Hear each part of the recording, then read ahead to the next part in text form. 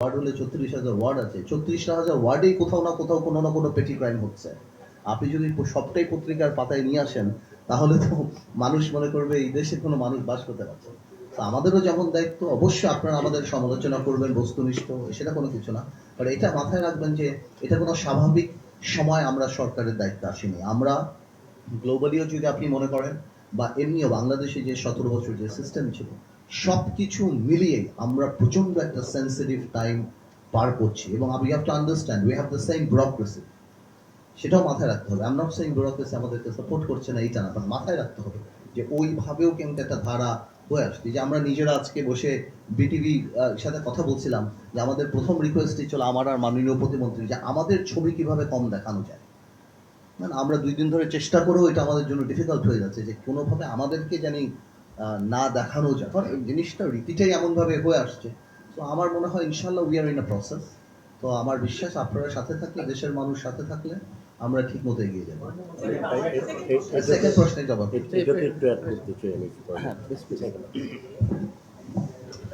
আমাদের সহকর্মী আপা যে প্রশ্নটা করলেন, আমার মনে হয় গণমাধ্যমের যে স্বাধীনতাটা এখন আছে, অতীতের চেয়ে সবচেয়ে বেশি স্বাধীনতা এখন আমরা গণমাধ্যমে দেখছি। আমরা কিন্তু সবচেয়ে বেশি, আমরা কিন্তু এটার প্রতিফলন নিউজে কিন্তু কখনো আমরা দেখি নেই যে কোথাও লেখা আছে যে গত 6 মাসে গোয়েন্দা সংস্থার কোনো ব্যক্তি গণমাধ্যমে ফোন করেননি। আমরা কখনো দেখিনি যে 6 মাসে কোনো গুম এবং বিচার বহির্ভূত সরকারের মদদে হত্যাকাণ্ডের ঘটনা ঘটেনি। তো আপনারা যখন পজিটিভ নিউজ করবেন আমরা কিন্তু এনকারেজ হব, সরকার এনকারেজ হবে। আমরাও তো মানুষ, তো আমাদেরকে যখন পজিটিভ নিউজগুলো তুলে ধরবেন তখন আমরা আরো ভালো কাজ, আরো ইমপ্রুভ করার অনুপ্রেরণা পাবো। অফকোর্স আপনাদের যেগুলো বাংলাদেশকে এগিয়ে নিয়ে যাওয়ার জন্য, যেগুলো তুলে ধরার জন্য যা তুলে ধরবেন, আমি অতীতেও বলেছি সরকারের বিরুদ্ধে বলার স্বাধীনতা সকলেরই আছে, গণমাধ্যমের স্বাধীনতা অব্যাহত আছে। তবে রাষ্ট্রের বিরুদ্ধে কেউ কোনো মন্তব্য বা রাষ্ট্রের ক্ষতি হোক, রাষ্ট্রদ্রোহী কোনো সংবাদ বা কোনো কিছু প্রচার করাটা ঠিক না। সরকার এবং রাষ্ট্র কিন্তু there is a difference, there is a line between সরকার এবং রাষ্ট্র। এই জিনিসটা আমাদেরকে মাথায় রাখতে হবে। আর আরেকটা বিষয় হচ্ছে যে আমরা মন্ত্রী সাহেব বলেছেন বিটিভি প্লাস, আমরা কিন্তু এই জিনিসটা আজকে আলোকপাত করেছি এবং আমরা কঠোর নির্দেশনা দিয়েছি যে বিটিভি এবং সরকারের যে সংসদ টিভি এক্সেট্রা আছে সেখানে শুধু শুধু সরকারের সংসদ সদস্যদের এবং মন্ত্রীদের খবর যাবে তা কিন্তু না। আনুপাতিক হারে opposition members in parliament and opposition parties out of parliament তাদের খবরও প্রচার করতে হবে আনুপাতিক হারে, এবং মানে গভর্নমেন্ট টেলিভিশন গুলাতে অ্যাটলিস্ট ওনাদের কথা যেগুলো বলছেন সরকারের বিরুদ্ধে হোক পক্ষে হোক, জনগণের পক্ষে যে কথাগুলা সেগুলো তুলে ধরতে হবে। এটাই হচ্ছে গণতন্ত্র এবং আমরা এই বিষয়ে সিদ্ধান্ত নিয়েছি এবং এই বিষয়ে সিদ্ধান্ত কার্যকর করার জন্য আজকের থেকে নির্দেশনা দেওয়া হয়েছে। ধন্যবাদ।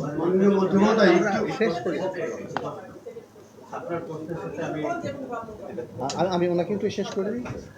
এটা আমরা প্রথম থেকেই দেখে আসছি, আজকে থেকে না, 40 বছর বা 50 বছর ধরে দেখে আসছি যে কালচারাল বিভিন্ন কর্মকাণ্ডের বিরুদ্ধে একটা গোষ্ঠী সবসময় এরকম করে। তো এটা বাংলাদেশে অনেক সময় হয়ে আসছে। এতে আসলে আপনার ওটারও দরকার না। Bangladesh is a country where we know how to live, মানুষ মানুষের পাশে কিভাবে থাকতে হয়, প্রত্যেকটা ধর্ম বর্ণ নির্বিশেষে কালচার। কিছু কিছু মানুষ এরকম ওভার অ্যাক্ট করে, ইট ইজ ওকে, ইনশাল্লাহ আইন তার নিজস্ব গতিতে চলবে না, will take care of it. আপনি চলে গেলেন মাননীয় মন্ত্রী মহোদয়, এদিকে একটু আপনি যে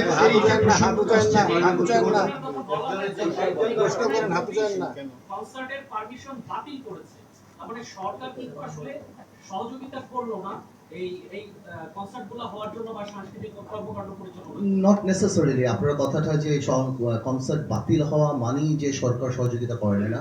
মেবি সেখানে সিকিউরিটি ইস্যু ছিল, আরো অনেক কিছু ছিল যেটা আমরা সংশ্লিষ্ট মন্ত্রণালয়ের সাথে কথা বলে জানতে পারবো। মাঝে মাঝে কনসার্ট অন্যান্য ডিফারেন্ট কারণেও বাতিল করা হয়। নট নেসেসারি কারো অবজেকশন এখন এটা বাধ্যতা হয় লাগাতার হচ্ছে। না। আমি তো বললাম যে এই ধরনের কোনো কর্মকাণ্ড যদি আমরা দেখি যে যেখানে এই ধরনের কোনো কিছু হতে পারে, সিকিউরিটি আরো বেশি ক্রাইসিস হতে পারে, সেটা না। বাংলাদেশে কিন্তু অনেক কনসার্টই হচ্ছে এবং অনেক বড় বড় কনসার্ট হচ্ছে বাংলাদেশে। ওকে, তো পার্টিকুলারলি কোনো জায়গাতে যদি আমরা এরকম অ্যাপ্রিহেন্ড করি যে এরকম কথা থাকে, তো সিকিউরিটি ইস্যুতে হতে পারে। বাট আমাদের সরকারের তরফ থেকে এই ধরনের কোনো মানসিকতা নেই যে কোনো কালচারাল কোনো ব্যাপারে কোনো বাধা বা বিঘ্ন বা এগুলো কোনো কিছু না। আমরা আমরা এই ধরনের চিন্তা আমরা শেয়ার করি না। আমি একটু এই প্রসঙ্গে আমি দুটো কথা একটু বলতে চাই যে লাগাতার হচ্ছে, এটা হচ্ছে কিন্তু লাগাতার হচ্ছে না। আচ্ছা, আমরা এটা একমত সবাই, ইন্টারিমের সময়ে এই ধরনের ঘটনা যত ঘটেছে তার তুলনায় এখন কিছুই হচ্ছে না। এম আই রং? আমি যদি তুলনা করি তাহলে 5 আগস্ট পরবর্তী সময় বাংলাদেশ যে জায়গায় চলে গিয়েছিল, এই সরকারের সময় শুধু সিগনিফিক্যান্ট বললে কম বলা হয়, ড্রামাটিক ডেভেলপমেন্ট হয়েছে। দু একটা ঘটনা ঘটছে না তা না। ওই যে বললাম, আমরা যখন একটা সময় একটা কিছু পরিস্থিতি তৈরি হয়ে যায় 1.5-2 বছর ধরে, যখন কিছু গোষ্ঠী এরকম করে গেছে, এটা রাতারাতিও বরং আমি যতটুকু ইমপ্রুভমেন্ট হয়েছে আমি এটাকে অনেক বড় ইমপ্রুভমেন্ট মনে করি। বাকি জিনিসগুলোতেও আসলে হবে না। আরেকটা কথা একটু যোগ করি, যেহেতু আমি সংস্কৃতি মন্ত্রণালয়েরও উপদেষ্টা, মাননীয় প্রধানমন্ত্রীর সাথে এই মন্ত্রণালয় নিয়ে আমি অনেকগুলো মিটিং করেছি। সাংস্কৃতিক কর্মকাণ্ডর চর্চা বাড়ানো, সেটা ছড়িয়ে দেয়া নিয়ে ওনার মতো মনোযোগী আগ্রহী প্রধানমন্ত্রী বাংলাদেশ কখনো পেয়েছে কিনা আমি ডাউট। সো আমরা এটুকু বলি, যতটুকু হয়েছে আমরা আশা করি এগুলো খুব দ্রুতই আমরা ঠিক করতে পারবো। উত্তর দিয়েছেন যেটা এই সরকার আমলে গত 6 মাসে কোনো সাংবাদিক অ্যারেস্ট নেই, নির্যাতনের শিকার নেই, গুম নেই। এই জন্য ধন্যবাদ।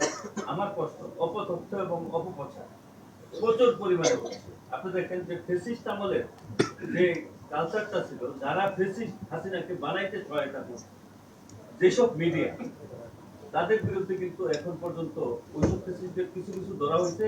ফেসিস্টদের বিরুদ্ধে এরকম ব্যবস্থা হয়, তারা বিদ্যমান থেকে এই সরকারের বিরুদ্ধে নানা অপপ্রচার, অপতথ্য প্রচার, সরকারকে বেকায়দায় ফেলানোর জন্য নানা প্রচেষ্টা চালাচ্ছে। এই তেমনি ভাবে যে সারের কথা বলছেন ইতিপূর্বে, সারের কিন্তু কৃত্রিম সংকট তৈরি করার জন্য একটা চক্রান্ত করতেছে। আপনারা বলছেন যে সারের সংকট নাই। এইসব বিষয়ে তথ্য মন্ত্রণালয়ের আপনাদের যারা আছেন, অপতথ্য এবং অপপ্রচার বন্ধে আপনারা কোনো পদক্ষেপ নেবেন কিনা? বিগত দিনেও এই 6 মাসে, মানে আমি মত প্রকাশের স্বাধীনতার বিপক্ষে না, কিন্তু অপতথ্য অপপ্রচারের বিরুদ্ধে আপনারা ব্যবস্থা নেবেন কিনা? ফেসিজমের বিরুদ্ধে ব্যবস্থা নেবেন কিনা? ওইসব ফেসিস্ট হইতে যারা সহায়তা করছে তাদের বিরুদ্ধে ব্যবস্থা নেবেন। আচ্ছা, অপতথ্যের একটা নমুনা দেখাই, প্রতিমন্ত্রী হয়ে জবাবটা আমি দিই। দেশের একটা ফ্যাক্ট চেকিং প্রতিষ্ঠান, মানে এটাও আমাদের পক্ষে যায়, সেই জন্য একটু বলছি। মানে আমাদের 6 মাসে খুব বড় স্কেলে 464টা অপতথ্য প্রচার করা হয়েছে। মাননীয় প্রধানমন্ত্রীর নামে 157টা, মানে প্রধানমন্ত্রীর নামে 157টা অপপ্রচার, মানে অপতথ্য প্রচার করা হয়েছে। আমরা কি দেখেছি এর জন্য কোনো কিছু এখন পর্যন্ত করা হয়েছে? আমি এটা এক ধরনের সরকারের সহনশীলতাকে বোঝানোর জন্য বলছি। তবে আমি আপনার সাথে একেবারেই একমত। এই তালিকায় উপরের দিকে আমার নামও আছে। মানে আমি তথ্য মন্ত্রণালয়ের সাথে কানেক্টেড আছি, টেকনিক্যালি মিডিয়াগুলো তথ্য মন্ত্রণালয়ের সাথে সংযুক্ত, সেখানে আমার বিরুদ্ধেও আছে, মেইন স্ট্রিমেও আছে। আমরা এই আলাপ করেছি, সচিব মহোদয় আছেন, আমরা আসলে একটা প্রসেস শেষ করে এনেছি। এটারও সরকারি কাজে একটু দেরি হয়। আমি একাধিকবার এখানে বলেছি যে একটা আইনজীবীদের প্যানেল তৈরি হয়েছে, সেখান থেকে আমরা ফাইনালি এটা করব। সেটা যখন করব আর বেশি সময় লাগবে না, আমরা আপনাদের সামনে সেটা ঘোষণা করব। এর মাঝখানে আমরা একটা কাজ করছি, সেটা হচ্ছে অপতথ্য, বিশেষ করে ডিসইনফরমেশন, এটা তৈরি করা এবং ছড়ানো যে একটা ক্রাইম, এই পারসেপশনও কিন্তু আমাদের অনেকের মধ্যে নেই। আমরা এটা ক্যাম্পেইন করতে চাই। আস্তে আস্তে আইনগত পদক্ষেপ, অন্তত আমরা মানুষের কাছে লিগাল নোটিশ পাঠাতে শুরু করব। আমরা তারপরে তার যদি সেটা খুব ম্যাসিভ খারাপ কিছু হয়, সেটার জন্য আমরা কাজ করবো। আর একটা জিনিস একটু বলতে চাই, একটা সোশ্যাল মিডিয়া বা নিউ মিডিয়া প্রজেক্ট এই মন্ত্রণালয়ের অধীনে তৈরি হচ্ছে, যেখানে এই ফ্যাক্ট চেকিংটাকে, অলরেডি এটা আছে পিআইবির অধীনে একটা ফ্যাক্ট চেকিং আছে, বাংলা ফ্যাক্ট, কিন্তু এটাকে আমরা আরো মেজর স্কেলে আনবো এবং সেটাকে ডিসেমিনেট করব। আর একটা কথা একটু জরুরি, সবচেয়ে জরুরি কথা, যেটা অপতথ্য ছড়িয়ে যেভাবে পড়ে, এটার ডিবাঙ্ক করা তথ্যটা ভাবে স্প্রেড করে না। আমরা মিডিয়ার সহায়তা চাই এই ক্ষেত্রে। আপনাদেরও যে সামাজিক দায়িত্ব আছে যে অপতথ্যের বিরুদ্ধে আপনাদের ক্যাম্পেইন, এবং কোনো অপতথ্য যখন ডিবাঙ্কড হয়, কেউ না কেউ, আমাদের অন্য প্রতিষ্ঠানও আছে, সেটা যদি আপনার মেইন স্ট্রিম বা অন্যান্য মিডিয়াতেও এটা স্প্রেড করেন, সেটা সবচেয়ে ভালো হবে। শেষ করবো আজকে মাননীয় মন্ত্রী মহোদয় আজকে মিটিং একটা জরুরি মিটিং আছে একজন বিগত ফেসিস্ট যেভাবে আমাদের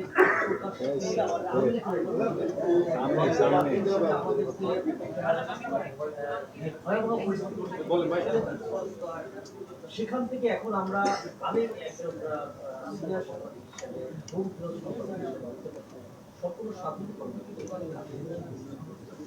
বর্তমান সরকার বিপ্লবের পরে যে স্বাধীনতা আমাদের গণমাধ্যমকে দিয়েছে এটাকে সেই গণমাধ্যম যারা আমাদের বিরুদ্ধে কাজ করেছে দেশের বিরুদ্ধে সরকার রাজনীতি করেছে, তারাই এখন এই সরকারকে বা এই দেশকে পছন্দ করছে না। তারা প্রতিনিয়ত 24 ঘন্টা